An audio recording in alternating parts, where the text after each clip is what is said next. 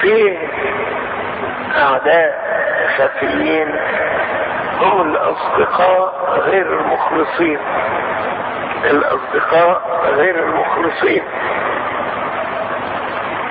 اللي يقول لك في الوش مراية وفي القفا سلاية. سلاية يعني شوف.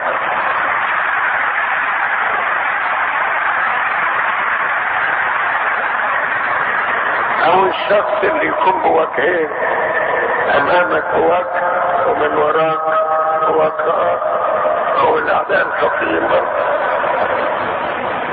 تقابله يا سلام زي ما بيقول الشاعر، يعطيك من طرف اللسان حلاوة ويروه منك كما يروه الثعلب.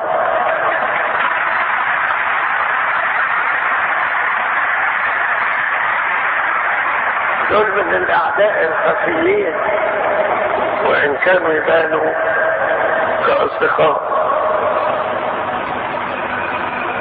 على رأي واحد قال نجني يا رب من اصدقائي، اما اعدائي فانا اعرفهم جيدا.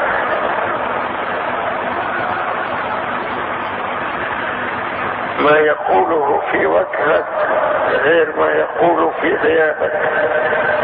أو دول اللي قال عنهم الكتاب يلبسون ثياب الحملان وهم ذئاب خاطف.